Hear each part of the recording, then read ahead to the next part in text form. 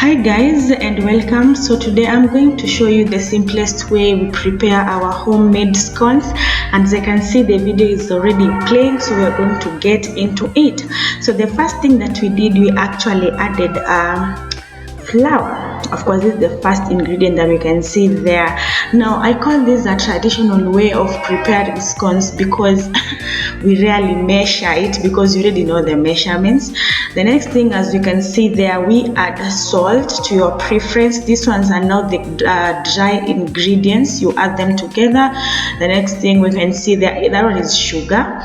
So we add sugar also to your preference. You don't add too much sugar because the scones will end up tasting so sugary, and that is what we actually want to avoid. That is why we ideally make them from home. And then now we mix the dry ingredients to make sure they are evenly distributed across all areas of our mixture.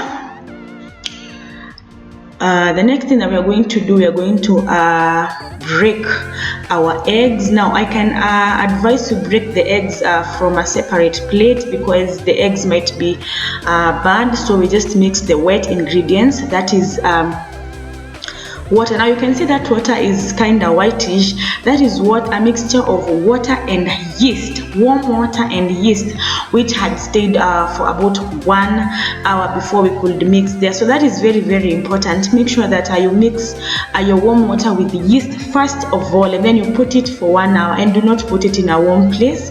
And then now we add each and everything together, as we can see there. So actually I did not measure my ingredients because you normally measure na macho. I don't know if there is anyone of you who also uses this method, but if you do not know the amount to put, you can use the 1:2 ratio, 1 cup of flour, 2 cups of water, and then now you mix evenly each and everything pamoja. Una make sure imeenda kila mahali. You can start mixing it with a whisker, and then afterwards you use your hands, but ideally in an African way tuna mixing na mikono tu tuseme ukweli. So yeah, you check whether it is evenly distributed. You add some flour kidogo, as in you basically kanda it the way huwa unakanda chapati, as you can see there. So the ingredients are so little actually, it doesn't require so much. So you can see you can actually make it at home, because you can see we just had eggs, salt, sugar, we have oil there, we can see flour, and then a bowl.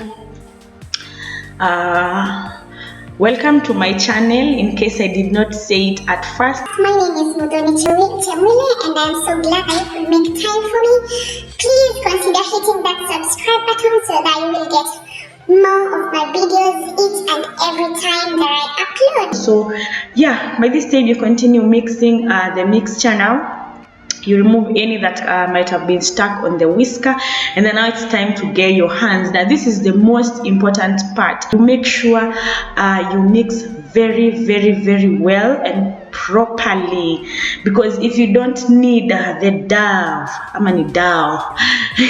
if you don't need it well, actually it will bring a lot of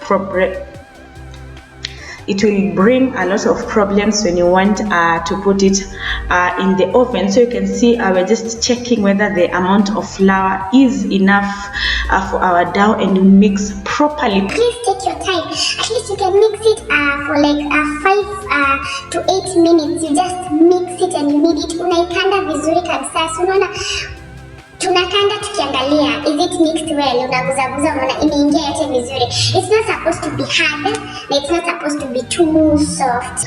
And then now we add a little bit of oil. The reason as to why we are adding oil is to make our scones soft. When we take it to the oven, you can just add 1 teaspoon of oil, or 1.5, as you can see, depending on the amount of your mixture in your nayo. So you add and you mix very well to make sure the oil has entered well, has mixed well with the mixture. Make sure you make sure you use your hands so that your mixture iweze kumix vizuri na ingie hadi uko ndani. If you can use the natural the national language. So we just mix in, and as I said, you take your time. Yeah, you can check. So we are checking if the flour is well put, if each and everything is well mixed. You continue to mix. As I said, this is the most important part. So you just mix it the way you normally mix chapati. The next thing that we are going to do, we will take a paper and then we will cover it, and then we put it in a warm place for about 1 hour, about 45 minutes to 1 hour, so that we give now our mixture time to rise, because ideally the whole idea of a scone, it's supposed to rise. So you can put, if your kitchen was in use, then it means that your room temperature at that place is warm. But then if your kitchen is not in use, it has a lot of air, you can just put it in a warm place. Now this is after 45 minutes, and you can see that we were just checking if our mixture was soft and tender enough, and you can see it is soft and tender enough. And now we are transferring it to an island so that we start cutting them into balls. So we'll take a little bit of oil and put it on our island. I call it the island, or the place you're going to use to roll your balls. So you just apply it there so that when you put your scones, it does not stick. So you apply it very, very, very well, and then now you can start cutting your scones into small balls, sizable balls. That is medium balls. You can actually use your hands to measure the amount, the size, of the ball that you're going to use. So it's just, these are just simple ways that you can use at home. As you can see, this just cutting of the scones into balls, pole pole. You put them aside, you put them the place actually where you had put your oil, so that it doesn't stick, because at this time your mixture is so tender and so sticky.